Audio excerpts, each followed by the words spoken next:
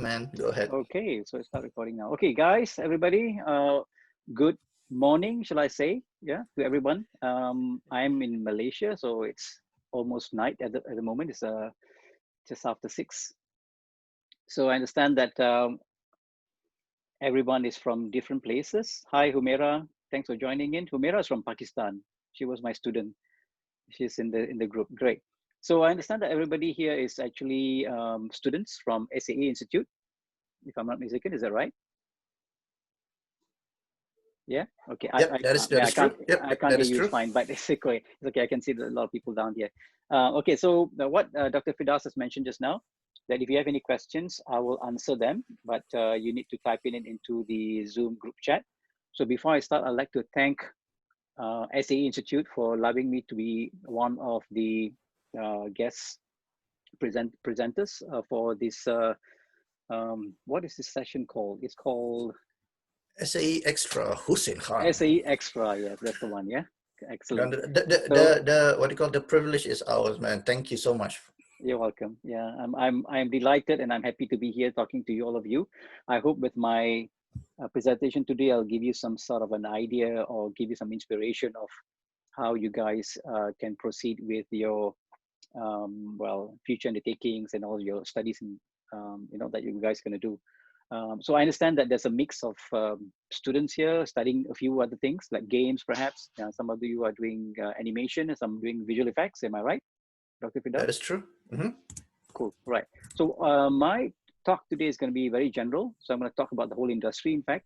So hopefully all of you will benefit from it instead of being just talking about visual effects, which is basically my favorite. But I'm going to keep it more general. So if you are welcome to ask me questions if you want to. Yeah. Okay. All right. So let's begin. So I'm going to share my screen here. And there are two parts to my session. I'll be talking about how I got into the industry and what made me go towards visual effects, what happened in my life and why I ended up becoming a visual effects artist. And now I'm also actually a trainer and I run my own business.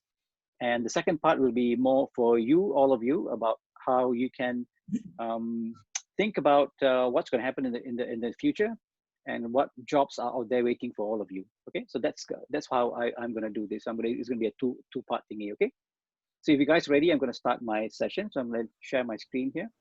Awesome. I'll share my Keynote.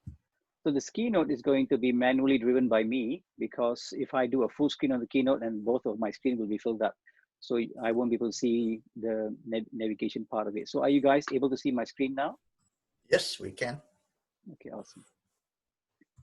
All right, just rearrange some windows here. Doing online presentation has never been easy. There's always some technical issues, as usual. Where's my chat box? Okay, I got my chat box here. All right. Yes. Okay, cool. So again, my name is Hussin. Hussin Khan is my full name. I am based in Malaysia, and I am actually a very close friend of Dr. Firdaus. We're good friends. We go way back. Suddenly he disappeared and ended up in England or London all of a sudden. So, okay. So the first part, I'm going to talk about my journey or how I ended up became a visual effects artist. Yeah.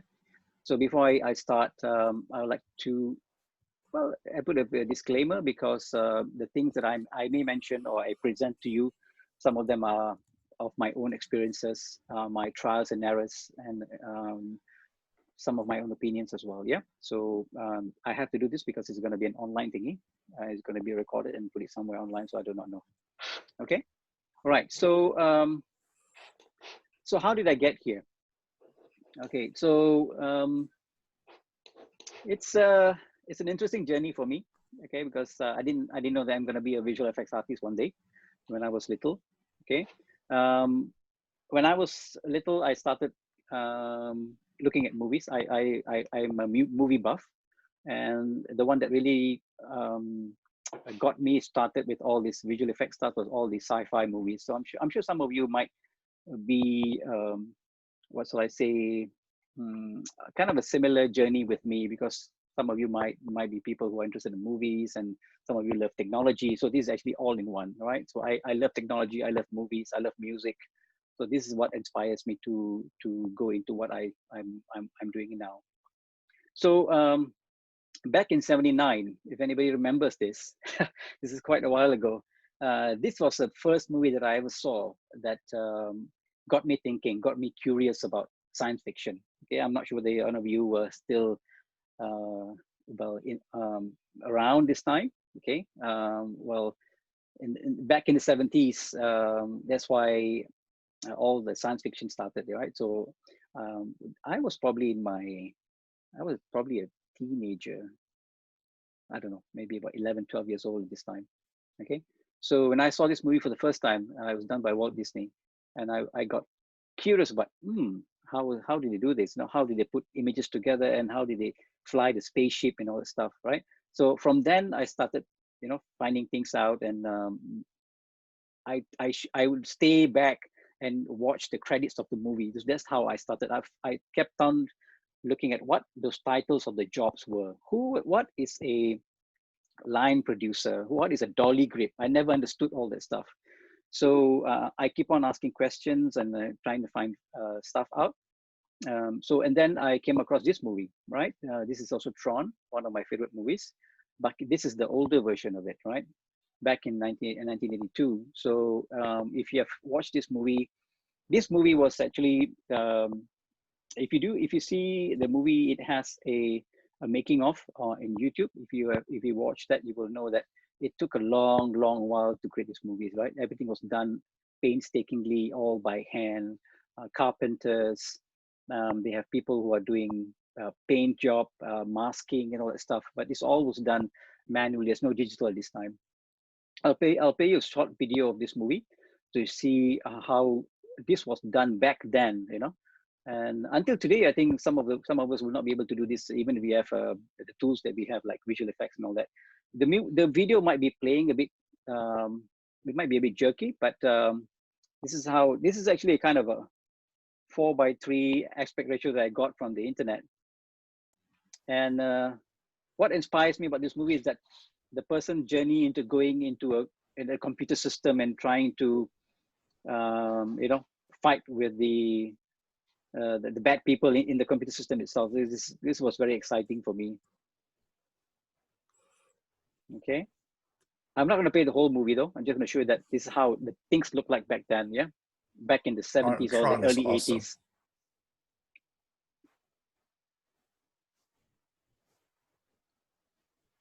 So imagine that people can do this back then without any computers. Well, they had old computers and all that, but it was painstakingly done. It's all coordinates. They just use with numbers. There's no pixels. There's no mouse to click on. They just use coordinate and numbers. Yeah. So that's how they started off. But to me, I find that this is amazing that you can do this movie like this. Okay, let's stop that. And let's move to the next one. So another one of my favorites, actually, you all know, maybe you guys started with this as well. Star Wars, the first Star Wars, of course, the first trilogy, right? What I did was I did a research on the whole 3 trilogies and found out that how they made the movie and how it was created, you know, again, painstakingly moving things, every frame kind of stuff and all that. So it took a while for them to do the movie as well. So I'm an old school guy. I would prefer to look at older movies and how they were made instead of using purely CGI stuff. But if you combine both of them, practical and CGI, then you can probably get a better result. Yeah. So Star Wars was another movie that inspired me to love science fiction and be in the movies. But my all-time favorite is this movie. This is my all-time favorite movie. Yeah, Blade Runner. This is a 1982 version, Harrison Ford. All right. And I have done a lot of research on this movie. I came across Douglas Trimble. Douglas Trimble was actually the visual effects supervisor for this movie. And there's a video in YouTube that you can find out how they did this movie. Again, practical visual effects. There's no digital, nothing. Yeah. And I'm going to go through some of the stuff that they did back then. And this is actually the starting of the movie. This is the beginning where the movie starts. And it shows you these flames that were coming out from this industrial area that they were shooting in. This first scene itself inspired me a lot. Inspired me to find out how they did this. There's no 3D models here. Okay, basically all practical stuff. So if you look of those flame that coming up from those from towers, what they did was they went down to the desert one day and took a flamethrower with them and start shooting the flames, you know. And what they did was they rolled the movie back, the film back, those who were using film, and then reshot again. And then they did this a few times. And sometimes they find that the film gets stuck in the reel, and then they have to start the whole thing again. So the process was very excruciating for them as well. Sometimes, you know, it takes a lot of guts, takes a lot of patience to do this kind of movies. And if you notice that all these lights were all thousands and thousands of optical cables that they were using, right? All lighted up the whole thing, and then the whole room got very heated up, and they had to use a lot of fans to, you know, cool the place down, and then you use smoke. Smoke will give you kind of the depth of, you know, instead of looking at things which are very close to you. So if you put smoke in your scene, it will look there as a sense of depth. So that's kind of interesting how they pulled out this, how Douglas Trumbull did this visual effects for this movie. Okay, it's a lot of history about this and a lot of things that you can, well, learn about how they make the old movies and how you can incorporate that in the current situation. Okay. Just want to bring your attention to something. So this is one of the scenes that was in the Blade Runner movie that is kind of interesting. Obviously, you can see Pan Am logo there, and obviously we know Pan Am is no longer around. But just want to ask you guys something. What else can you see in this scene that is kind of familiar to you? So this is my time to ask you questions. So you can just put it into that little chat box there. What do you guys see inside this scene that is kind of familiar or something interesting? Anyone can see something in this scene that looks very familiar?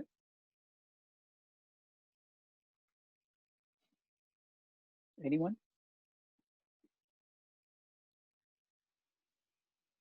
What do you see in the scene that the Chinese lady poster looks familiar? Okay, yeah, because they have probably played the movie a 1,000 times. But what else in the scene that you can see or you can find out that looks very familiar to you? The city lights, okay, looks familiar to everybody. But there's something in the scene. They purposely put a certain object in this scene that is familiar to everybody. For people who loves this particular movie, actually. Can anybody see? Can anybody locate? The round lights, the fire, the blue symbol in the back. The blue symbol is Pan Am. Pan Am, if you do not know, Pan Am was an airline, American airline back in the days. It went bust. The hover car. Yep, the hover car. What else? What else is there? This was purposely put into that, so people, it's gonna make like they're gonna make it something like one of those things that you know find out later. Oh, I didn't know that thing, the object was there.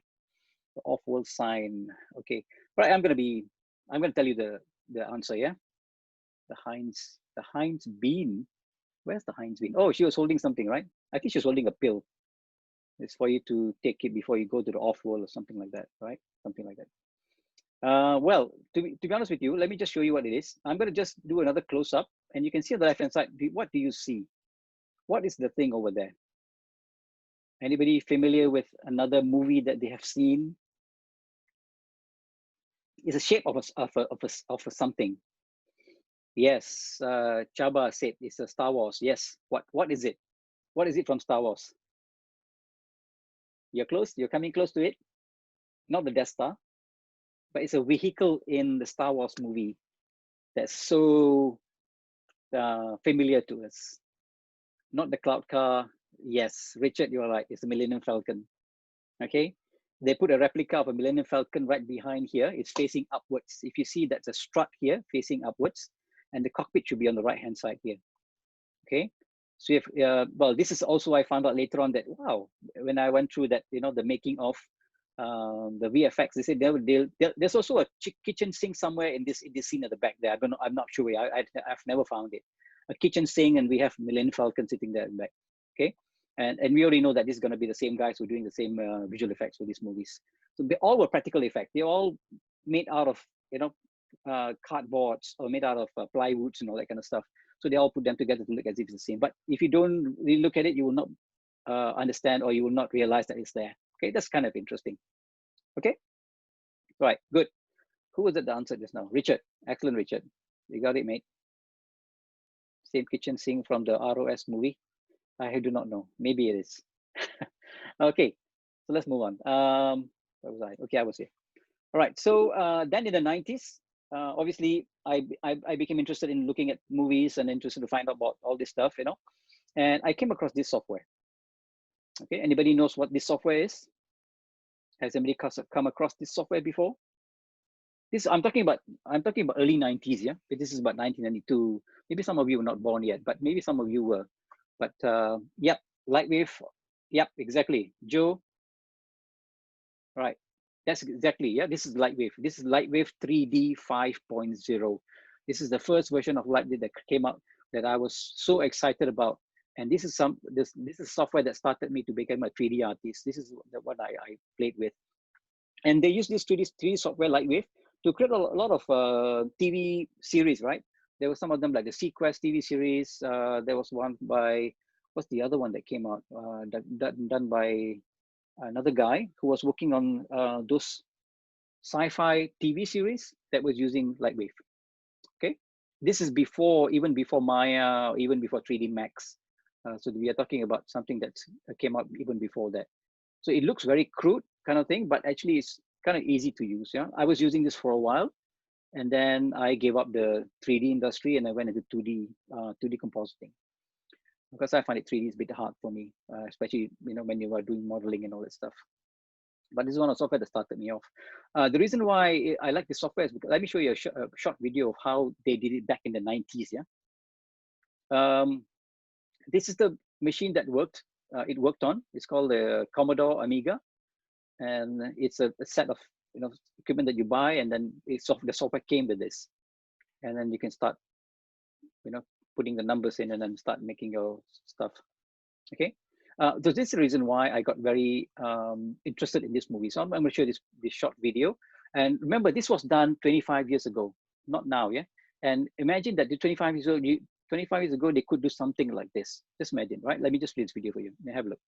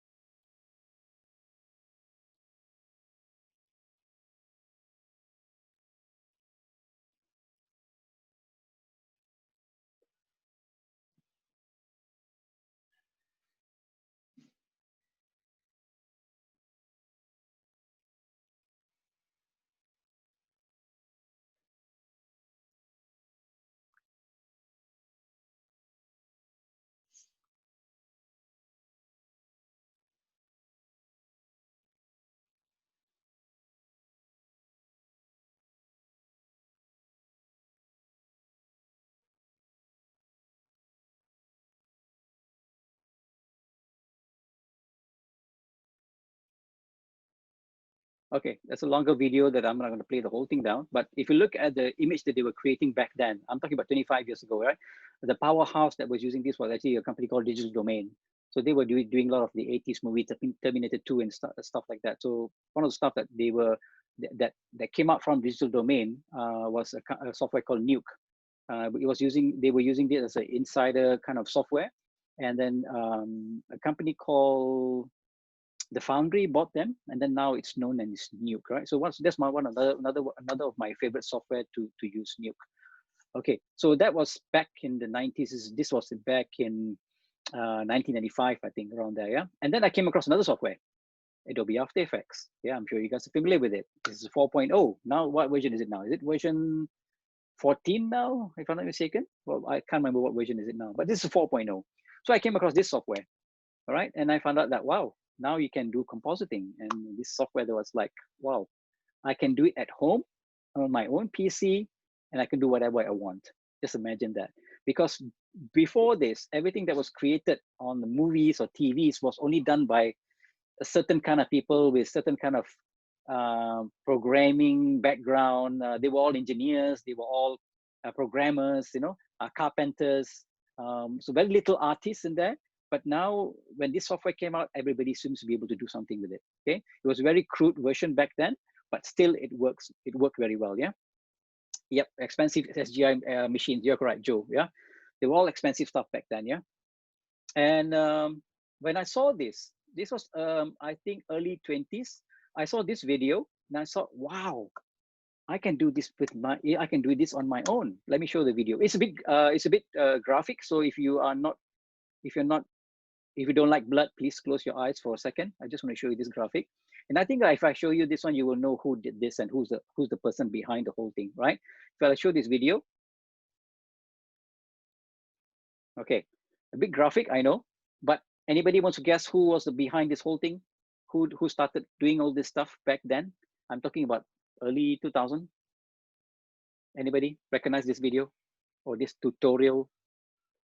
This guy started the whole thing. Yeah, he is the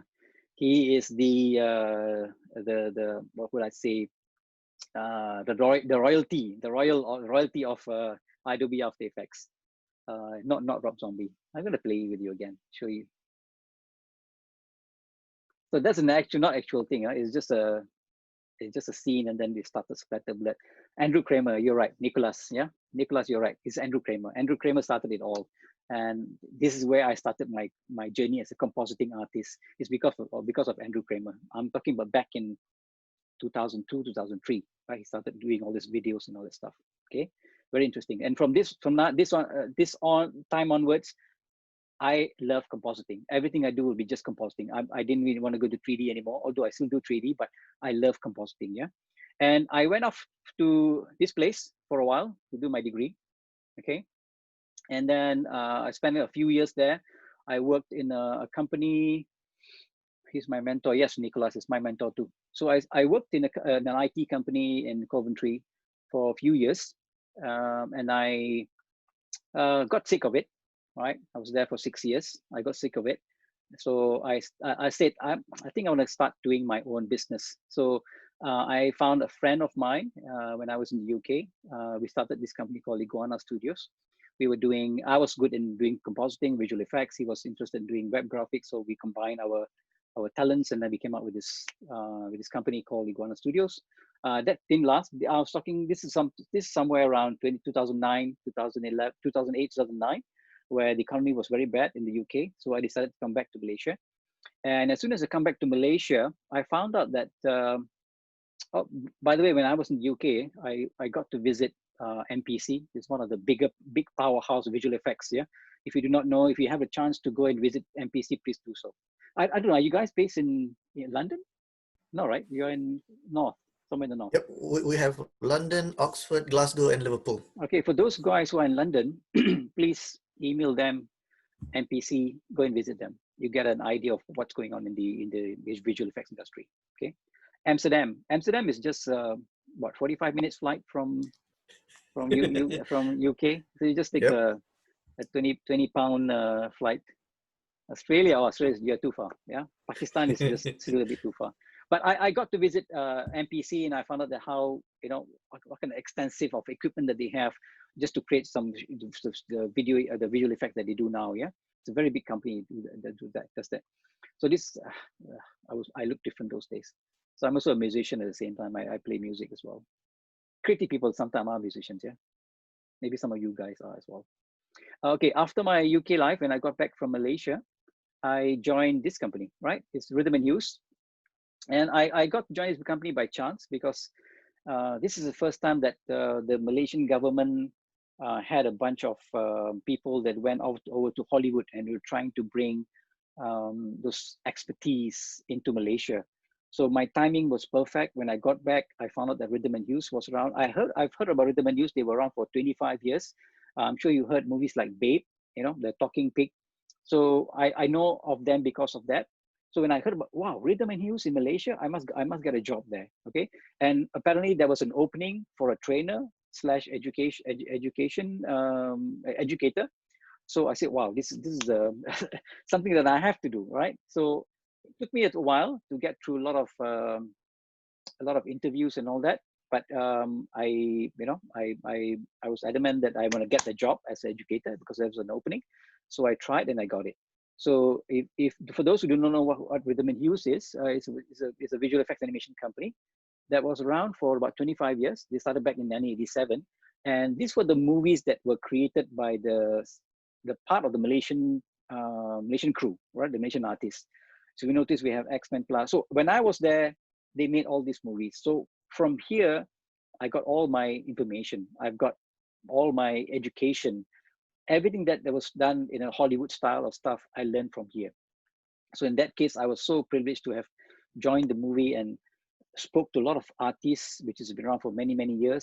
And one of them was John Hughes. John Hughes is actually the, you have RIPD as well. John Hughes is the owner of Rhythm Hues. So I had a chance to be with him, talk to him, ask him questions. I learned a lot. And one of my roles when I was in Rhythm Hues was to teach people, right? So as an educator, we conducted a lot of trainings, and I think Dr. Firdaus was one of them as well. Back then, he was learning compositing. Yeah, I was there. The idea was to use the knowledge and teach as many Malaysian or people who are interested in visual effects as much as possible. So these are my students at this time. We did a 3-month program, I think, back then about compositing. And after which, when they finish with me, we give them a certificate, of course. Yeah, right.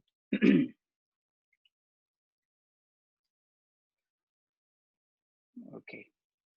And unfortunately, in 2011, due to some costing issues, some budget problem, Rhythm Hues had to file for bankruptcy.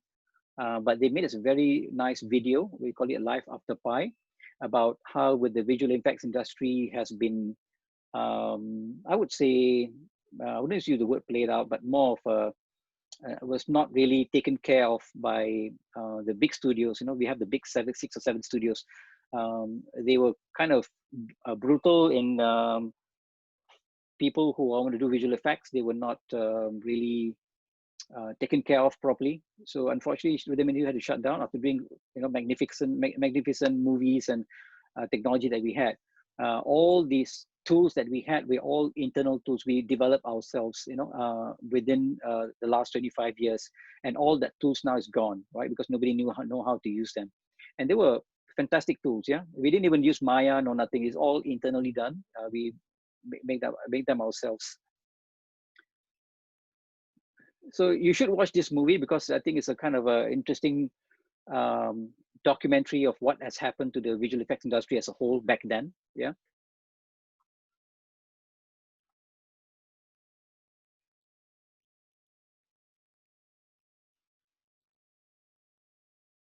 So they did remarkable stuff. Yeah, like Snow White and the Huntsman. You look at the what do you call that? A stag, a deer, right? Rhythm Hues was very, very famous for making animals. It started off with Babe, and then we made a lot of other movies in between, and obviously Life of Pi. Yeah.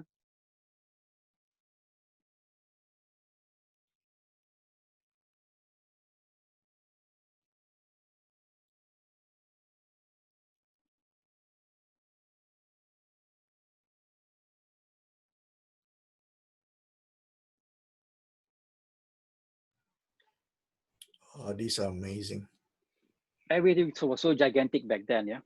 Mm-hmm. There are reels and reels and reels of films and all that. They have to convert into digital. It's a lot of process. When I was there, I learned about all this stuff. Let me just mute this for a second. So there's a lot of things there. Back then, we have to do a DI. They call it a digital stuff. You got to convert film into digital, and then you got to remove scratches. You got to remove dust and all that. So it takes a long process to do it. But now you don't because you capture everything in digital, right? The digital cameras. So I met him personally. I asked him a lot of questions. I got a lot of information from him. And this is a pioneer, right? This John Hughes has been around for many years. He started everything back then when we were talking about Tron. He was one of the people involved in making the movie Tron as well with Triple I. And then they talk about a software called they went to see Silicon. Or is it again? Silicon machine, right? They're one of those silicon machine, and then they converted into something else, and now it becomes Maya. Okay, they've taken it for quite a while now. Okay, super legend indeed. Yeah, it was a privilege to know John. He's still around, but they have now started with another company called Tau Films, and they're based in Malaysia as well. Okay, he's still into it. He's an artist, so he will not let this go. You know, business issues aside, but he's still an artist, so he will still do all this thing. You know, he will start from scratch again, which he has done. Yeah. Okay. Any questions? Because I'm done with my part number 1. Have any question about my journey? It's a very short story. Okay, I've gone through a lot of stuff, but I'm not gonna, you know, dabble around with my story too much, because the next part is gonna be more important for you guys, because I'm here for you. Maybe I've inspired you a bit of how I got my way into the industry. Okay, probably I'd like to hear your story as well. Your history part is always awesome. It's really cool, man. Every time I hear it, I get chills, man. Every time. Yeah, it's all curiosity. You know? I'm just curious about things. So you guys, if you're curious about things, find the answers. Yeah, from answers you get the. Sorry, you from being curious, you ask questions. When you ask questions, you get the answers. Okay, so when they get the answers, you are in the know. That's how I started. I started back then when I started off, there wasn't any internet. I couldn't find information, right? I can't just go Google and Google stuff. It's just hearsay. You gotta ask people, look at magazines and books and all that. So it was pretty difficult for us back then. We have a question then from Shaba. Where did you mostly get your information about VFX at the beginning of your journey? And then there was another question from Shaba there. Okay. Yeah, Chamba, thank you for asking the question. Yeah, again, I'm gonna, well, my information that I got basically from a lot of magazines that I buy, books and magazines. There's a very good magazine that they sell. It's kind of expensive. I can't remember the name though. It's called, it's a kind of square kind of book. I think you guys can still get it. I'm not sure that they have a digital form now. I can't remember the name of the book, but if I do, I'll let Dr. Firdaus know. It has a lot of information about, you know, visual effects, how they made the movies, kind of thing, you know, like the background. But now you can get it on YouTube, by the way. Yeah, you just Google it and you can get it. Was it like Jimi Hendrix just listening to music? Yeah, Shaba. Okay. Do you know if Life of Pi author Jan Martel liked the film? I don't know, but I think the director did a very good interpretation of the movie. So he couldn't, you know, because when you read the book of Life of Pi, it's long-winded in the front. It's talking about some other animals and all that stuff that wasn't part of the movie. So if we have went on with that movie talking about the first part of the story, then it's going to be a bit boring. Yeah. Inspired by Hussin. That's. Oh, okay. Humaira came to me all the way from Pakistan to learn Nuke from me. That was what, a couple of years ago, Humaira, right? A year ago or something like that. Okay. All right. So let's go into the next part. Let me just escape from here. This is probably more what you guys are interested in. Right. Okay. Let me just share another screen. Are the people coming in? Because I can still hear the chimes coming in and out. Let me stop share that one. Yep. Okay. Let me share this one. Okay, so I'm going to talk about in the future what's going to happen. Why my name is here? Okay. Well, let me just jump to here. Okay, can you guys see my screen? Doc, can you see my screen? Yes, I can see your screen. It's just on the yeah. It's just, oh wait, we can't see it yet. Okay. Let me just share that again. And if you have some videos with audio, because just let us know, because we can't actually hear it just now. Oh, you can't hear the audio? Yeah. Oh, sorry. I thought there was no audio. Sorry. There was audio. Yeah, there okay. were, not on this one now, but that just now was some videos. But you guys can get it on YouTube anyway. Can you guys see my slide now? Preparing creative jobs for the future. No, we can only see end of part 1 just now. Okay, let me see. Let me try another one more time. How about now? Yes, we can see it now. Yeah, you can. Okay. All right. Cool. Good to go. I'm going to start talking about what you guys can expect in the future, right? What's there for you when you leave SAE Institute, or once you've done with your education, what is there waiting for you out there, okay? What I've gone through, it was an old school thingy, right? But I still treasure it because the way they made movies or visual effects or games or whatever, you can understand a lot by looking at history and how it was done. And you can appreciate how things were done back then and how easy it's done now, you know? So that's always a good and bad thing about doing things the hard way and the easy way, right? If you do things the easy way, everybody can do it. So you don't stand out anymore. If you do it the hard way, those days, only a certain people can do it, right? Only certain people has the talent to do it. So, in the end, you have to balance both of them, okay? So let's talk about what's coming in the future, right? So I'm sure you have seen this before. 65% of kids enrolling in the primary education, maybe your brothers and sisters who are just enrolling to school, we don't know what they're going to become after this, right? We don't know what posts they're going to hold, who are they going to work for, what kind of jobs will them in the future. We're talking about 10, 20, 25 years in the future. So we do not know, right? So nobody knows. I never knew that I'm going to be a visual effects artist after, 40, 50 years of life. I never knew that, right? My teacher would couldn't tell me that, oh, one day you're going to be a visual effects artist. They only told me that you're going to be either a fire brigade, officer, you maybe become a lawyer or become an engineer. That's all. It's very back in the days, people just they have just a general idea of what's going to go on with you.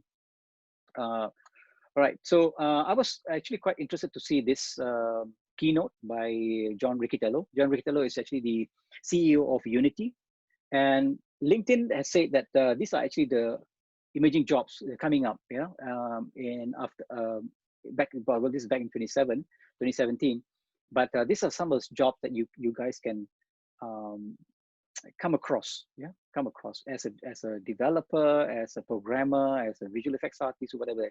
But one thing that stands out was the number 7, right? All of the other jobs you can see, all of the other jobs that you can see, is all very general. It doesn't talk about any company, brand partner with whom, big data developer for whom. But the one that they pointed out was Unity developer. It's very specific to a certain company. So that was kind of interesting for me to see. Why Unity developer? Why not something else, right? It's just that Unity and Unreal Engine are doing a lot of stuff now. There's a lot of technology behind it. So they need a lot of people who can come into the scene or into the picture and try and develop a lot of stuff for them as well. I'll talk more about Unity in a bit. Okay. Live sets are using games engine for lighting. Henry, you just read my mind. I was just about to talk about that in a bit. Aiden wrote a long sentence here. Yeah, you guys are thinking ahead of me, because I was going to talk Mandalorian and all that stuff. Okay, interesting stuff. Yeah, so I want to talk about this this chart that I found out. Yeah, these are the people who made billions. Yeah, in a certain kind of age. So back in Meg Whitman, which is from eBay, she made $1 billion. She became a billionaire at the age of almost 40. Okay, Sarah Blakely, she made billions, maybe at the age of 40 something as well. So you will see that everybody is starting to. The whole thing is going to, even it's going to be younger people are making money quickly compared to the older time, right? And Mark Zuckerberg became a billionaire at the age of 25, somewhere around there. And even Spiegel, which is from Snapchat and Google. But the most interesting thing I want you to look at in this chart is the top 3 are actually people who develop content. Okay, not doing aviation, not doing engineering, not doing programming, nothing. It's content development. So my talk is going to be about jobs of the future, but talking about content providers or content development. Okay, that's what we are. You can be a game artist, you can be a visual effects artist, you can be a film person. Whatever that you do, you are basically creating content, right? And how is it different from 10 years ago and compared to now? This is what I'm going to show you. 10 years ago, a lot of people lost hope for some reason. There was a time that a lot of people lost hope because media is something is going down. You can't make money from media anymore. That was what happened after Rhythm Hues, because the six major, we can only sell our film to the 6 major, studios. Yeah, but something happened after that, right? Which I'm going to talk to you about now. Something happened after that, which has reopened the whole media industry to something new that we can expect, something new, something exciting. Okay. Okay. So all of us are content consumers. We consume content every day, right? You and I, we always have a phone and we look at it every day. We consume content, right? Everybody does consume content nowadays. Okay. Some of the facts that we have is like we spend a quarter of a day engaging with digital content, you know, on your phones. Because we don't have patience enough patience now to look at poor experiences. If you see that your app is not working very well, you just delete it, and then you go and find somebody else, some other alternative application. So that's where we are at now. Okay, we don't have patience anymore to look at poor experiences. So we have to remember that, yeah. Using of medium text consumed digital content is on the rise, which is correct. Yeah, we know that. And brands must deliver personalized content. This is what everybody is doing now. Facebook is doing the same thing. You're talking about Google, right? Everybody's doing a personalized content. This is what we want to consume. We don't want a general content anymore. We want somebody that's made for us. So that's why we have cookies everywhere. When you go and open up website, there's a cookie there. You accept that, and then you start getting personal information in your you know, in whatever that you're consuming. Okay, and the other thing that we always do now is, I think, pretty sad to me, because we trust social media more than anything else. So we don't really go and look at the actual source or where the information is coming from. But whatever you see in social media is like, oh, we trust it, right? So we need to have a way of trusting from the right people, instead of, you know, just taking it by any random manner kind of thing. Okay, all right. And because of this guy, yeah, so streaming services leader Netflix has come up, is considered a savior for the media industry. Okay, simply because the media industries are spending billions and billions of dollars on buying content now, right? In those days, it was those studios that we spoke about. We spoke about Marvel, we spoke about Universal, we spoke about Paramount. These were the people who were buying your media, but not anymore. Okay, so you have people like Netflix, Amazon, Hulu, and the other guys are all buying your content now. So this is a good news for us, because now we don't have to just sell to the studios anymore. We can sell to anybody we want, whoever wants to buy our content. Okay, and probably Netflix, the one that's really going for it. Right? It's spending a lot of money coming up with their own production, and they are also spending a lot of money in buying current production and then selling them off. I'm sure you are familiar with this movie if you have seen on Netflix. Yeah, The House of Paper, or in Netflix is known as The Heist. Have you guys seen this TV scene? Yeah. Oh yes. Right. Oh yes. This movie was created back in 2017, and it was done in Spain. I watched this movie. I loved it. Right. But unfortunately, back then it wasn't so popular because it was only contained in Spain. But after Netflix bought it back, I think in 2019, 2020, early 2020, they bought this whole production.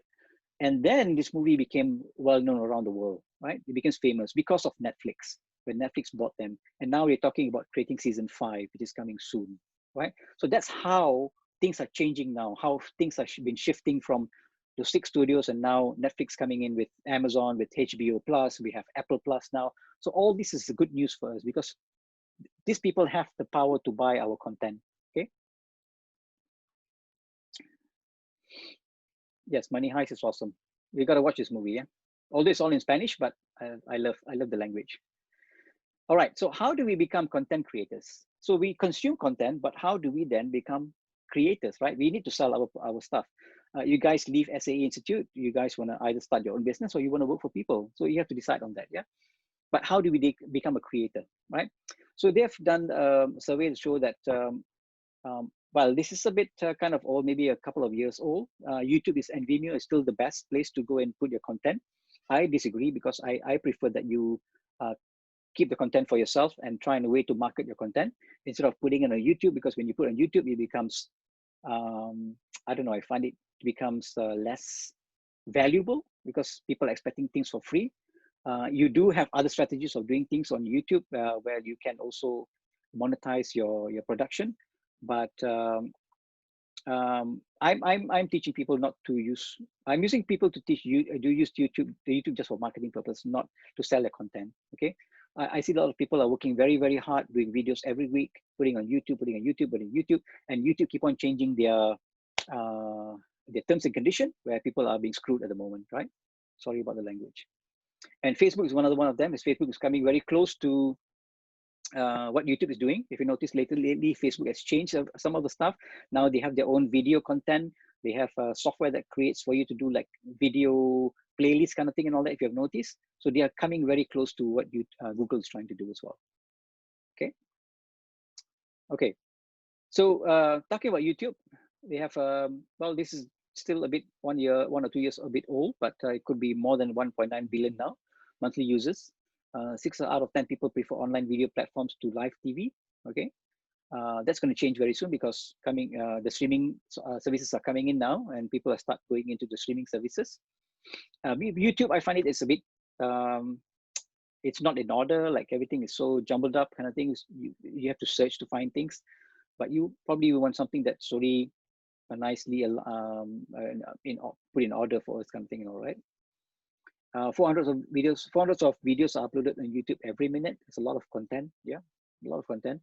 70% of YouTube comes from mobile devices. So this guy here is the one that's going to be, well, it already has. Yeah, it's going to use most of the content is going to come from the mobile devices. So YouTube is paying money to people as well. Again, I heard, things about YouTube as well. They are changing their terms and condition, and some people are not happy with that as well. I always tell my students and all that, do not rely on YouTube. I know you have maybe 1,000 followers or 1,000 likes or 1,000 subscribers, but if one day YouTube is not there anymore, what's going to happen to your subscribers? They're all gone. Yeah. So you must find a way of luring people from your channel into your own realm or your own community, right? Get them to come into your community for you start supporting them, and making probably monetizing their whatever you want from them. Okay.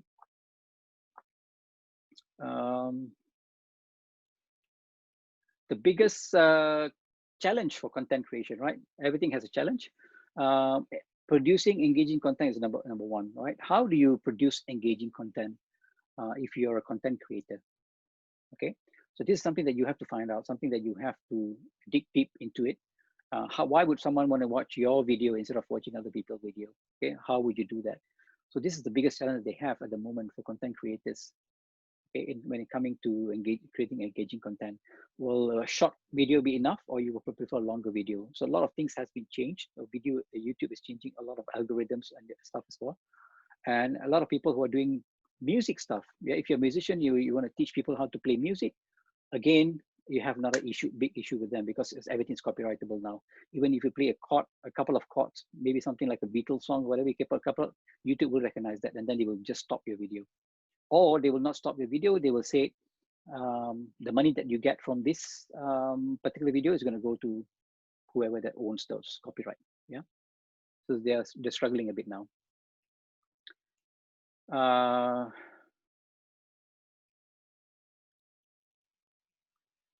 Okay, let's talk about the ecosystem, right? We have the technology, we have the tools, and we have the platform and the talent, right? All these must exist together. If not, it'll be, one of it's not there, it's going to be a bit of a problem, yeah? Okay, but things have changed a lot those days compared to those days. All four of these are available for you, and most of it are all free of charge. Let's talk about the technology. Hang on, I need to open this up because I've got slides inside here.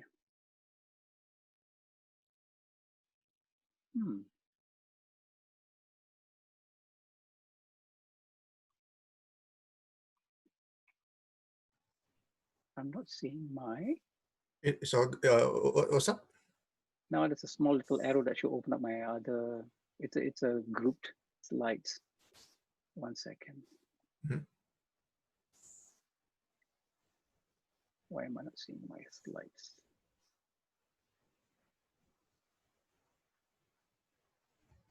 Let me just go forward and see what happens. Sorry guys, 1 second. Okay, right. Okay, I saw that now. Okay, cool, got it. Okay, talk about technology. Yeah, let's talk about technology. Let's talk about VR. Okay, and for sure, you guys know that VR has been around for a good few years, and at the moment, a lot of companies are actually investing a lot of money in virtual reality. And if you see big companies like Apple or Microsoft or even Google investing billions and billions of dollars in the virtual reality industry, is going to be something that's going to come out very soon. At the moment, everything is a bit heavy, expensive, right? But all these are going to change. All this is going to become even cheaper for us to consume and all that stuff. So I'm sure some of you have seen like Apple's coming up with their, Apple glasses kind of thing. So it's going to be part of our lives very, very soon, virtual reality. So this is something that you might think about. Don't think that if you're doing visual effects, you only do for film or only for TV. There's also a way for you to do visual effects for stuff like this, right? Virtual reality, augmented reality. So just don't just do just do it. Look at one areas. Just try and open up and look at other areas that you guys can work in or can do stuff in. Yeah. And this is the technology from Adobe, augmented reality technology. I'll just play the video here. You can see that they are already working on this, and this is happening now. We have audio for this, by the way. If you can open up your speakers. I don't know whether you can hear the audio. No, we can't hear the audio though. No. Okay, I don't know how to make the youth listen to audio. Sorry, we can see it, yeah. Okay. So this technology is now, you can see if you have Adobe Aero and Adobe Dimension, you can export this out as augmented reality stuff. You can download Adobe Aero onto your mobile phone and play around with it, yeah? The content you can create using Adobe Dimension.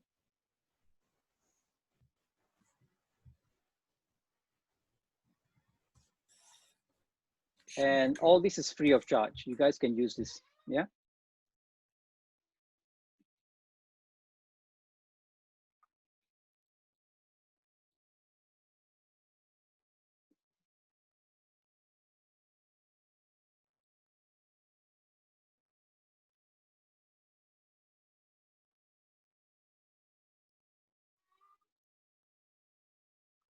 Okay, we're actually at the very initial stage of all this stuff, right? These things are happening now, excuse me.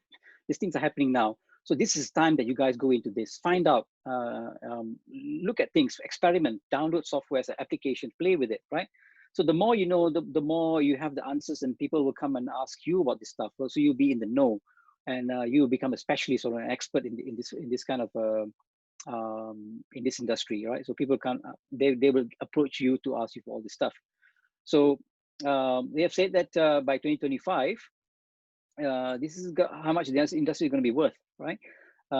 Gaming will be probably the top one. We have found 11.6 billion. The numbers may vary, right? It depends on how things goes, because we recently had this epidemic of COVID-19. So I don't know how things are now, but I guess that still is good. It's still going to go forward with this all stuff, yeah. Engineering, life events, education as well. Okay.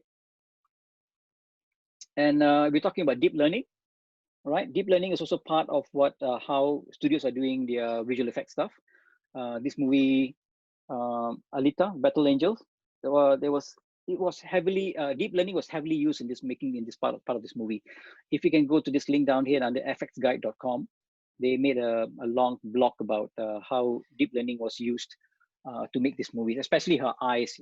They have this technology called the FACS technology that created the facial features of Alita, yeah, especially even the eyes. They have billions and billions of what do you call that, polygons in this particular model, and there's no way that a single computer can handle all this stuff, right? So they had to make what we call a pipeline for this as well. Okay, AI is another one, right? Artificial intelligence. Back in the 1968. This movie came out, The Space Odyssey, 2001. I got to give it something to the movie makers. Right? Movie makers have this idea of how things are going to work in the future. And I'm sure you guys have come across a lot of movies that whatever they mentioned back then is already we have now. Star Trek, remember? Star Trek, one of those things that you can talk into a device that we have it now in our hands. We can even see videos. In Blade Runner, we had a video phone. We can see the people inside that. That's FaceTime now, right? So I'm sure you guys can come up with a lot of stuff of how the movie makers were thinking about it, and now it's already happening. Okay, like AI. This is a 1968 movie, right? You're already talking about AI back then, that you can talk to a robot or a person, then things can start to happen. And we already have it now. Since we got Alexa, right? You can talk to Alexa. Alexa can give you the weather. She can check the news for you. She can turn on your and switch off your lights. You know, so it's now it's happening. And talking about Alexa, it's talking about voice recognition, right? So this is another content area that you guys can go into, develop content for all this stuff. Okay, these are all devices that are going to come into our lives. Right? The lights, you can turn on and turn off the lights by just talking to a device. The other one that we're talking about is Adobe Sensei. So if any of you are doing Adobe software, so if you're using the latest version, the Creative Cloud, you know now that you have Adobe Sensei built into it. If I were to click on this video, you can see that what are they working on, and all this is already available now. Yeah.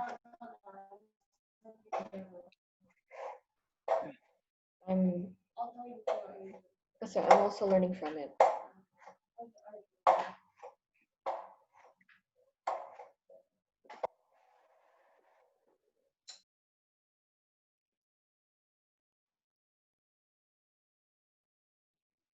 Okay, I'm gonna stop this video because you can pick it up on their website.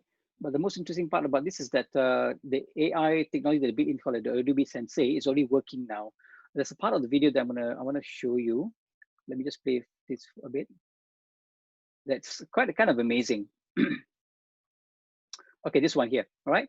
So what you do is you draw a box and you put the word water on the left. You draw another box called put the word umbrella, and you draw a box and they put the person inside there.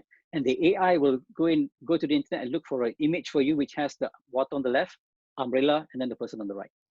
And if you can turn it around, it just looks for the image which has those people holding those umbrellas. So you see that here, right? The umbrella is there, the person is there, and then there will be water at the back. Okay, so that's how good the AI is now to look for information for you very quickly. Right? This is amazing. You should look at this demo when they're doing live. All right, comes to my favorite movie, right? Life of Pi. Very near and dear to me because I was there when Rhythm Hues made this movie. Okay, and it was also very near and dear to me because I was credited in this movie as a movie that has won 4 Academy Awards. So if you go and look at the credits, if you have time to look at credits, you can see that my name in there as well. So I'm very, very happy because I always wanted my name to be in a movie credit back in the days. Yeah. Okay, let's talk about Life of Pi a bit. So in this particular shot that I'm going to play for you, okay, there's a scene where the whale is breaching the surface of the ocean, right, of the water.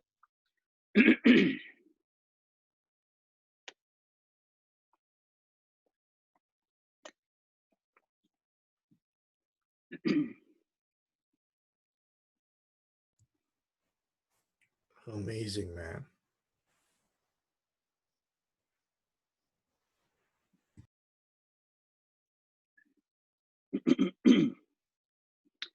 Okay, when this particular shot here, this is the whole thing is CGI. Almost everything is CGI except for the live action of the boy swimming in the water.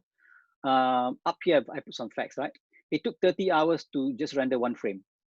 Okay, and then in film we use 24 frames per second. That means it will take 30 days just to render 1 frame, 1 second, sorry, right? 30 days, a month just to render 1 frame.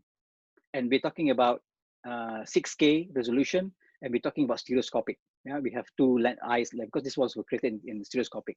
So just imagine if you have one computer at home and you just want to render a whole movie, it's going to take hundreds of years to do this, right?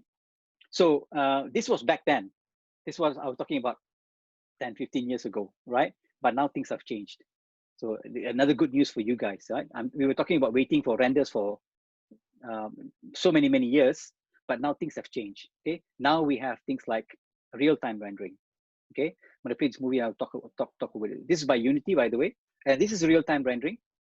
And the cool thing about this is you look at this is actually real-time. It's not being rendered, right? If you look at the pixel quality of it, and the cool thing about this is everything can be changed. You can change the position of the camera, you can change the lighting condition, the fog that's behind there, even the textures on the girl, and even the textures on her jacket that she's wearing, right? It can be changed in real time.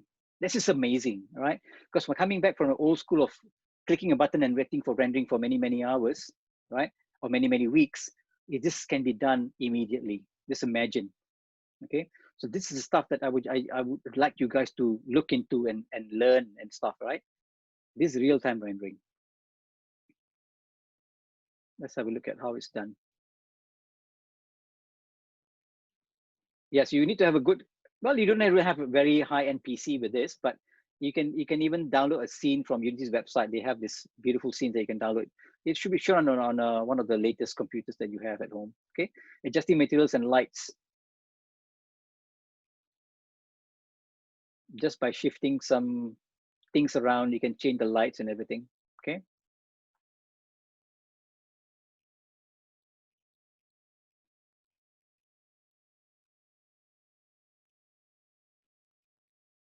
The textures on her sweater that she's wearing can be changed interactively, yeah?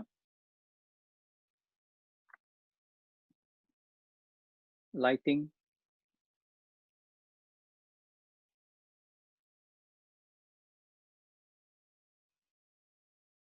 Okay, and someone earlier has spoke about Mandalorian.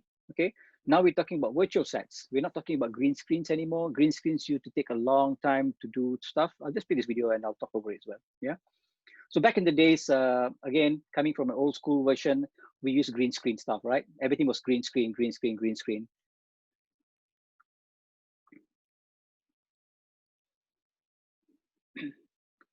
So the problem with green screen that sometimes you have the green screen casting over the the uniform that you wear. Sometimes you wear something which is metallic or metal stuff, it reflects into the thing, and then the artist will have to remove them frame by frame.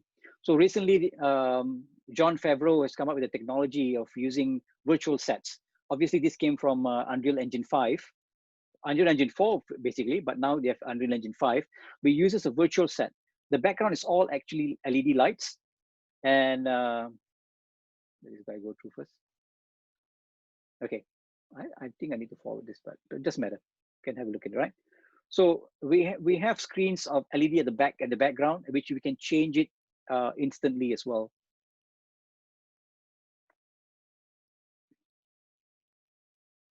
Maybe I should forward this a bit.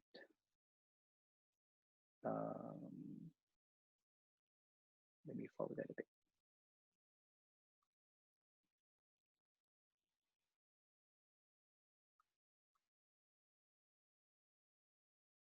Let's talk about, yep.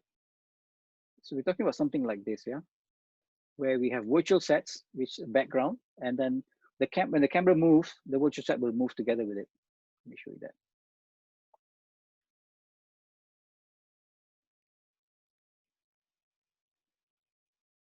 It's just a screen at the back there. Let me just forward that a bit more.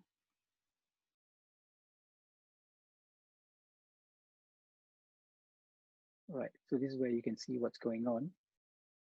So the background can be changed out, yeah?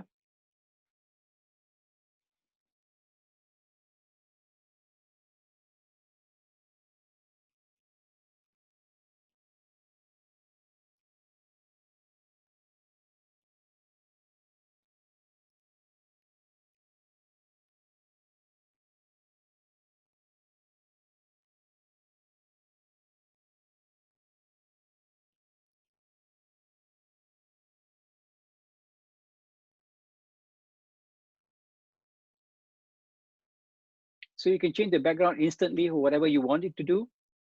And the lights will coordinate with the background, right? Whatever lights that comes from the background will coordinate in the lights that you have. It takes a while to set it up, but once you do it, it's going to be very quick, yeah? So they used very extensively in the making of Mandalorian.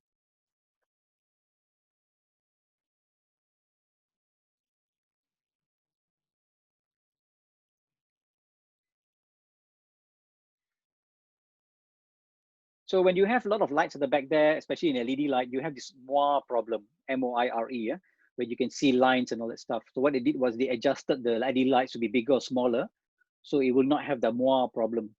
Yeah. Again, technology. Yeah, talking about technology, we're talking about thinking forward kind of stuff. You know, this kind of interesting.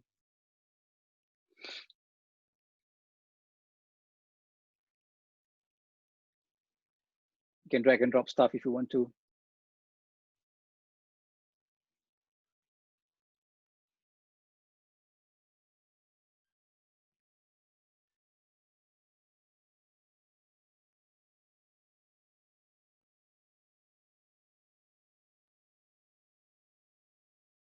You can even put a green screen if you want to behind there. If you still want a green screen, then you can put a green screen behind that as well. So you can put your CG elements in between, yeah? Interesting.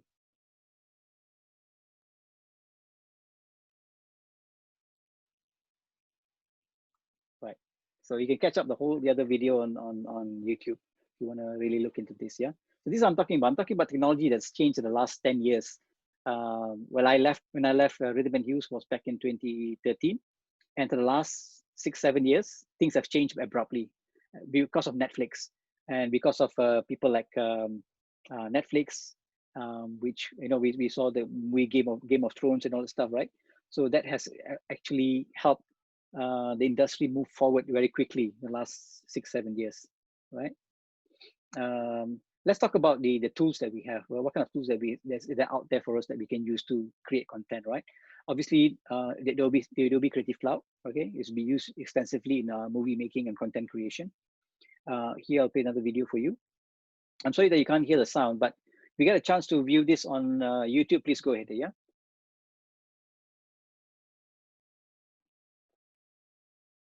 So the Creative Cloud tools, they're all combined. I mean, you can combine them into one as a one workflow system if you want to, or you can use them individually as well. But you cannot go anywhere nowadays without using any of the Adobe tools, yeah?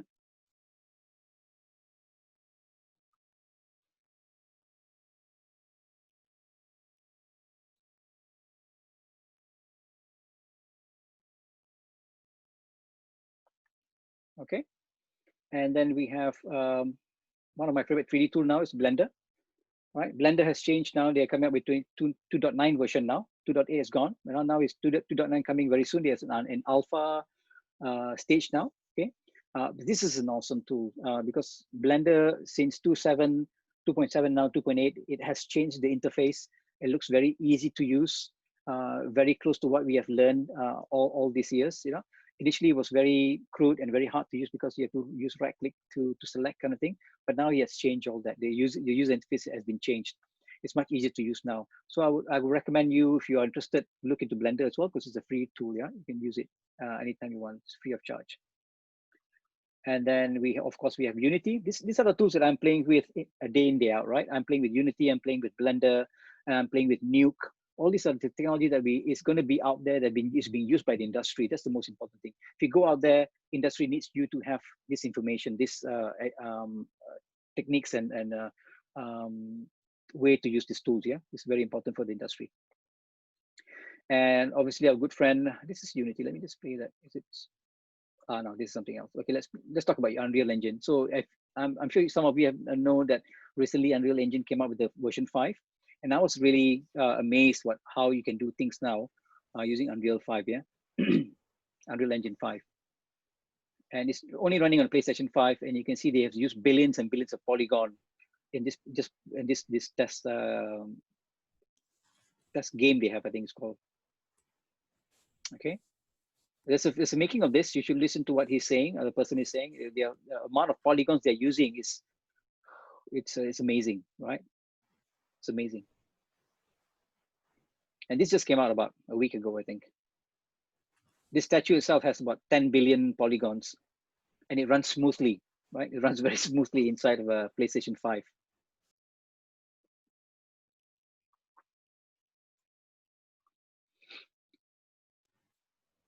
Amazing stuff. Awesome. Okay, you guys can catch that up on online. And then my favorite tool, Nuke, right? It's the industry standard tool for compositing.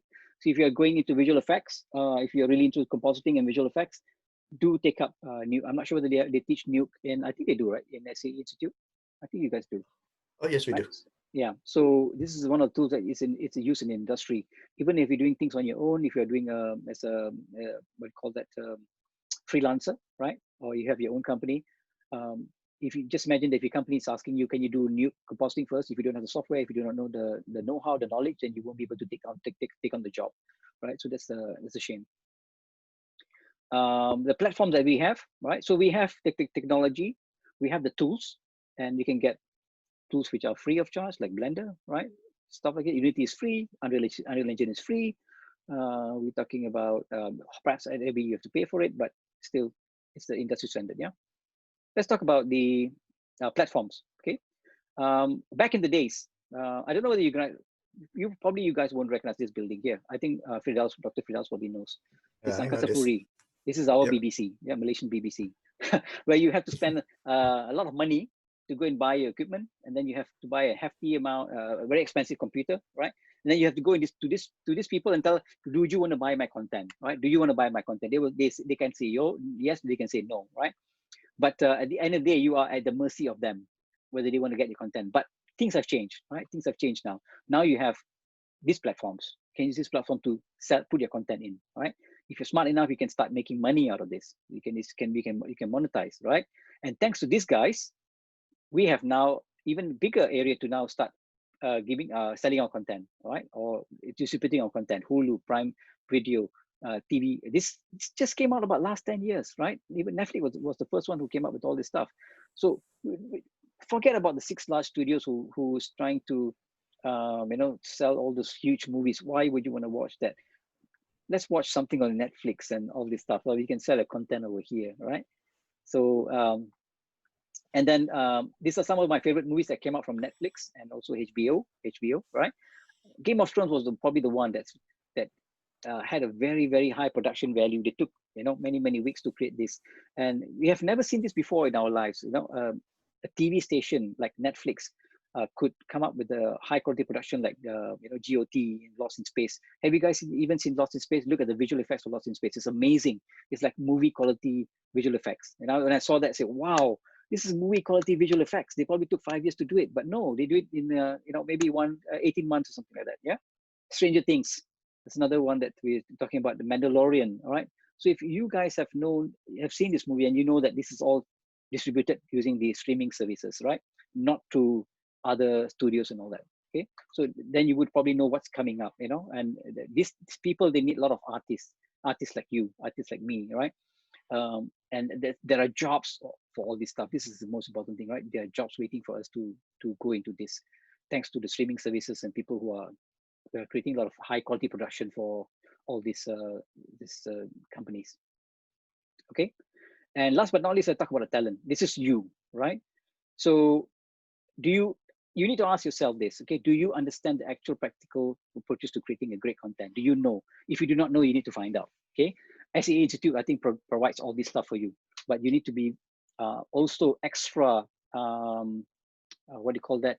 You need to go and find out things a bit more. Don't just expect people like Dr. Firdaus to give you all the information. You have to also try and find things for your own, right? That's what I did. I couldn't get information, so I just try and talk to people and then go to the events, try and see if I can get a mentor and talk to a mentor, kind of thing, all right, yeah? And are you trained to write, design, shoot video, produce audio from a creative and technical standpoint? Do you have the creative sides of it, or do you know even the technical side of it? You have to be good in both of that, yeah? Being creative, not good enough, but you also need the technical know-how. Have you practiced, right? Looking at people doing stuff is easier than doing it yourself, right? When you do yourself, then you find that it's pretty hard. So have you mastered the right tools and the right techniques, okay? So you have to ask yourself all these questions in order for you to then start moving into this industry and making something out of it, yeah? And some of the creative talents or the demand that's out there, right? If you talk about people like digital designers, UI UX is a big thing now, right? Being a motion grapher, they also have motion graphics in movies, by the way, visual effects, yeah. a graphic designer, Unity developer, a VFX artist. Unity developer could also be an Unreal Engine developer as well. Okay, so these are some of the sought out jobs out there. They're waiting for you, right? So it's either for you want to take the opportunity to go into this or not. It's totally up to you. Okay. Right. So I want to leave with you with one question. It's not a question actually. It's more like a statement, right? I should have run this there, but I already given the answer straight away. Okay, so what is the alternative of making, creating, and doing something new? Okay, what's the alternative of making, creating, doing something new? Is to do nothing. Okay, so when you do nothing and having your tomorrow look exactly the same as today. Okay, if you do nothing, whatever you are doing today or what you're not doing today is going to be the same things tomorrow. What I'm trying to say is you have to start researching, start looking into things, start working on things, right? Do not just depend on your trainers, lecturers, professors to do that. You have to start doing things on your own as well. Okay, be in the know in the know of stuff. All right. That's me, right? Hussein, I thank you very much for listening to me, going through what I've experienced myself. So I'm open to questions now if you have any questions at all. If not, then I shall leave it back to Dr. Firdaus for the next step. Okay. All right, cool. So thank you very much, Hussein. If anyone have any question, you can ask now. I'm sure there were some questions way on top there, but if you have any question now, you please ask now. A lot of thank yous here, I can see. Oh, there's a lot of thank you. Thank you very much, Hussein. Your talk, is always very amazing, very helpful. Anytime. It's so cool, man. So cool. You're welcome. There's guys. some question. Yeah, there's some question there. After Effects or Nuke? What do you want to become? You want to become a compositor or go into visual effects, or you want to become motion graphic artist? It all depends. If you're going to become a visual effects artist, you want to go into heavily, go into visual effects and visual effect movie, then Nuke is probably the best way to go. If you are doing if you're doing motion graphics, you love doing motion graphics, then there's no other tool better than After Effects. Because Nuke does not do motion graphics. Awesome, awesome. There was another one from Vishal. What has more scope, graphic design or VFX? And another one from Greg there. It's all coming in now.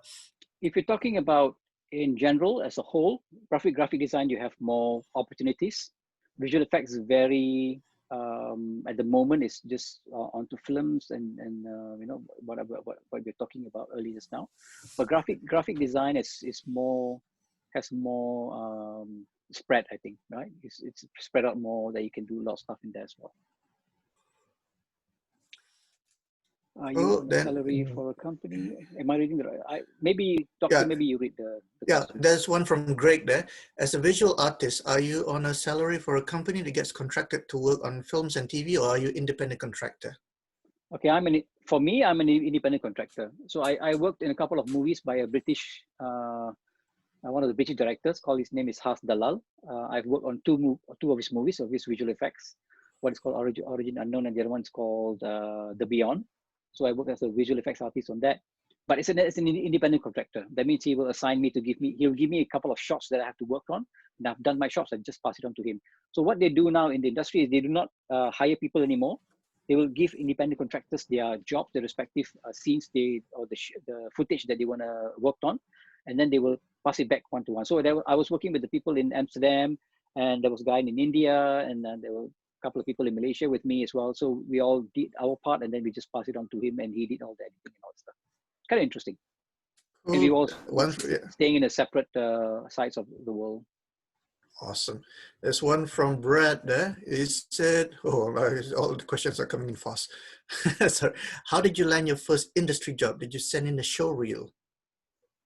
For me, no. I landed my job in industry as a trainer with Rhythm Hues as an educator, but I had to go to a lot of interviews. Fortunately enough for me, because I wasn't an artist, I did not join as an artist, so I wasn't required to give a show reel. But if you want to join as an artist, yes, you must have a show reel. Your show reel is your business card. And there are ways of making a show reel very, what do you call that? It's a door opener, basically, right? It doesn't land you a job, But at least when people look at your showreel, they will know that you have the quality of actually inviting you for at least an interview. During my time at Rhythm Hues, I had to look at a lot of showreels as well. And some of them were very, very good. Some of them were not so good, right? They went and on and on and on and on, 5 minutes of showreel. We don't need that. We only need maybe a minute or 2 minutes. Just put your best stuff in there, and that's it. Okay. Cool. I can do another talk on just showreels itself. Definitely, definitely. I think the questions are coming in really. I think in respect of time. I'm fine. What do you I'm call okay. it? If you wanna, You're okay. Okay. yeah, All right. I'm okay Cool. with time. No worries. Okay. Cool. All right. Fantastic. All right. I'll go one question at a time, and I'll swap with Darren because yeah, we can swap in between. All right. The next question is from, what do you call this? Raymond Plug. I think he's asking for an insight about VFX in game. In games. Mm-hmm. Is it in games? Yeah, in games. Yeah, video games. Okay, right. So in games, we do have visual effects, but they don't call it visual effects. They call it, well, they have compositing as well, right? In games, they have compositing, where you composite the character and the background separately, kind of thing. So they use After Effects and Nuke for that as well. So yes, if you are a person who wants to go into, if you're a compositor or if you're a 3D guy, yes, games is also another avenue that you can look into. It doesn't have to be just film or live action TV series or movies. Yeah. So you guys have another way of going into games and doing all this stuff as well, if you love games, kind of thing. Yeah. Like me, I love live action movies with CGI. I don't particularly like games, so I don't really go towards that kind of. I don't go towards that way of the industry. We've got another question from Adam. Obviously, technology is always changing. So what roles and specialties do you predict will be most in demand in the next 5 years? In the next 5 years, probably, I would say, this is a very technology heavy industry, right? When we talk about technology, we're talking about information, we're talking about data. So if you really want to go into it, if you don't have a specific idea of what you want to do, I would suggest that you learn programming, PHP, all this stuff, Python, right? This is stuff that it's very hard to get people who are very good in Python and PHP and all this stuff. The programming side of things, when we build a pipeline for visual effects, we can't get people enough to come and do stuff like that, right? The very technical stuff, but we don't have the people. And even Houdini, there's not much people who can work on Houdini as well. So if you can get a chance to work in Houdini, if you want to get a good job, yes, go for Houdini. And how do you start off getting clients with your first company? Do you have to spend extra time to create a compelling portfolio before getting clients, or did you start contacting people direct? Yeah, the latter. You have to start contacting people. People are not bothered to look at your showreel, even how good you are, unless you meet them face to face. This is why I always tell my students or my people that I meet that you have to attend webinars, you have to attend events like this. I mean, now since we are all locked down, but once it's all okay to go out, then start going to events, meet people face to face, right? That's how I landed my job in Rhythm Hues. I went to see them personally. They need to look at me and find out who I am in person. It's very impersonal to talk to people on email because we don't really get the idea, the body language, whether it's suitable or not. So it's best if you can just make an appointment, say, I'd like to come and check out your place and talk to you, maybe ask some questions. They will appreciate and they will also help you at the same time. And what's next for you, Hussin? What are you working on next? Is it focusing on training with your company, or are you working on more movies? I would love to work on movies if I get a chance, because I've always in contact with Has Dalal or Hashraf Dalal. He's a fellow Briton of you guys. He lives in London. So if I have, he's actually working on an animated series on Unreal Engine. So it's kind of interesting. So I've been in touch with him lately, and he says he just finished that movie. And if he does any other live action movies, I will be the first one he contacts. But at the moment, I'm actually working on my business, and I'm going into doing online teachings and all that stuff, because lately, with the epidemic, people are asking me to do online coaching and online training. So that's what I'm doing. So I'll be releasing my online Nuke certification program in July. A question from Henry. So this is obviously we're all at home at the moment, social distancing. What should an artist be working on during lockdown? I would say even if you're locked down, you're still in communication with people, right? So use the best, whatever equipment that you have, communicate with people. Don't lose the communication, right? It doesn't mean that you're at home, you can't talk to people. We have, Zoom, we have Skype and all that. Keep in touch with them. And also be visible to them. When I say visible means start putting things on your Facebook, on your Instagram, do not stop that. I find that I get a lot of I get a lot of opportunities coming my way because they see what I'm doing. People will look at what you're doing, but they will not be in touch with you until they have the chance to, or they want to do something. They want to do something with you, right? So lately, for the last 3 months, we have been locked down in Malaysia, and I'm sure you guys are the same. I've been getting opportunities coming my way, asking me for proposals and quotations of doing training, because I've been doing a lot of online coaching. I've been doing a lot of webinars, and people look at what you're doing, and then when they get a chance, they will contact you. Okay, don't stop communicating with people. That's the whole thing. Question from Greg. So obviously a graduate can get their degree, but is there any additional certifications that someone can do after? I know Unreal have really excellent free learning. Can you recommend any others? Yeah, definitely. Having a degree is one thing, because all your colleagues will have the same degree as well. For you to stand out, you have to start getting some professional certification. Let's talk about Autodesk has their professional certification. You talk about Adobe has their professional certification. Unity has their professional certification. Unreal doesn't have at the moment, or maybe they already have it now. But a couple of years ago they didn't have it. But maybe you guys can check with Epic, whether you guys Unreal has a, what do you call this, educational lessons and all that. We're just waiting for certification, I think. Yeah, I met the Unreal guy when they were down in Malaysia and asked them, why won't you want to do a certification so it's easy for your students to get the jobs? People who live in Unreal Engine want to get a job. They say it's something that we're not looking into at the moment. So I don't know, just wait. But Unity has it, so go for the Unity stuff. Adobe Unity, Autodesk. These guys have it. I'm not sure whether Houdini has it or not. Maybe Houdini has it as well. But yes, go for the professional certification. You need to be slightly better than whoever is taking at the same level as you are. A question from Vishnu Haran. Obviously, you went through the Mandalorian work, the amazing work they're doing in Unreal Engine. Do you think the pandemic, is it going to change the industry? Do you think more people are going to move towards shooting in studios? Yes, definitely. Yeah, definitely. Right. Virtual sets has just come into the scene at the perfect time, right? Because you don't have to go outdoors anymore. It can be done internally. Those is when we do shooting for green screens that you have to do indoors, yes. But virtual sets now you can change the background to be whatever you want. So I would say the timing was perfect. So go into learning about virtual sets now.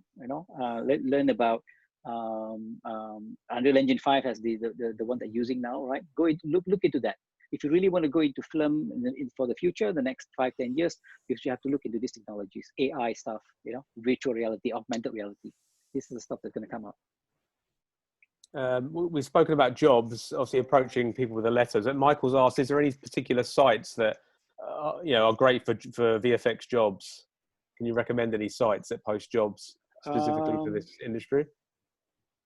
VFX jobs in the sense that you want to work with somebody, or you want to get a job for you to do it as a business, on your own business? Is it working for someone?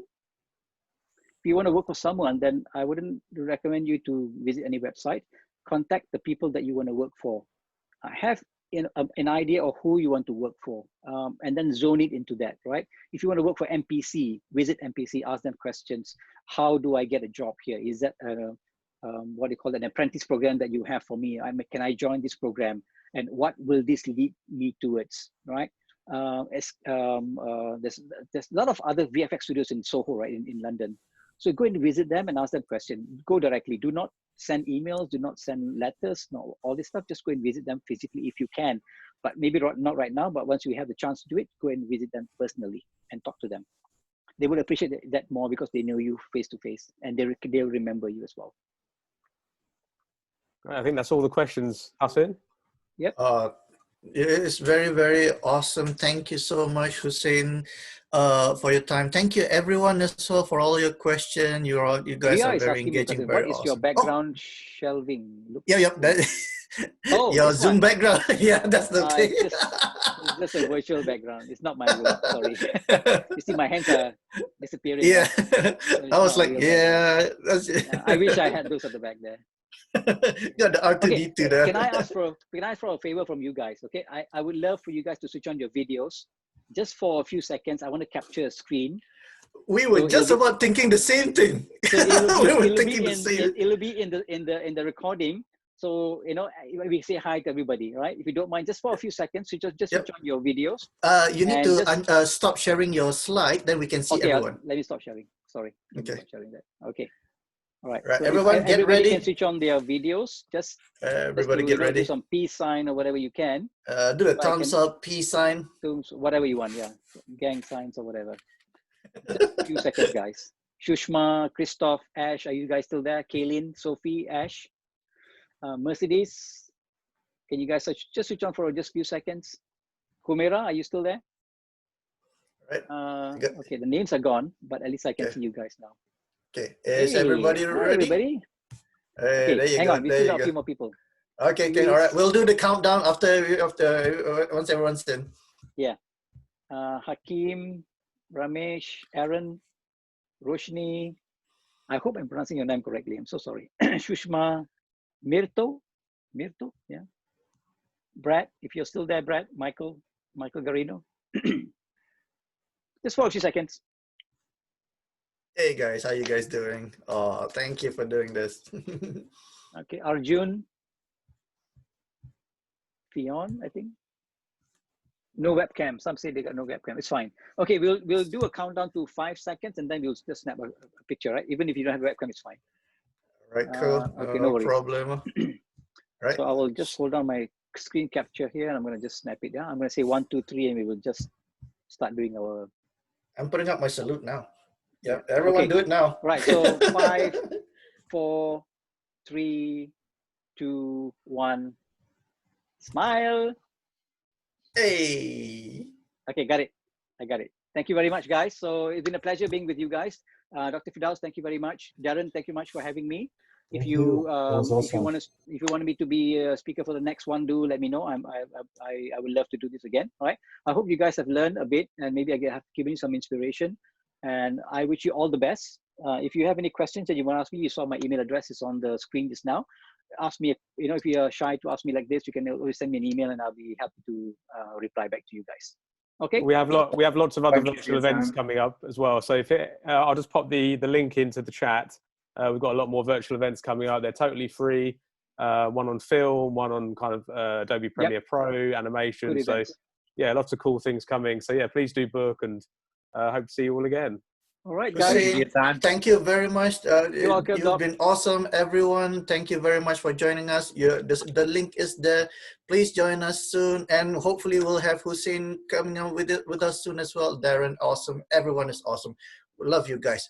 Thank you very much. Take care. Stay indoors. Stay safe. Okay. Bye. Bye.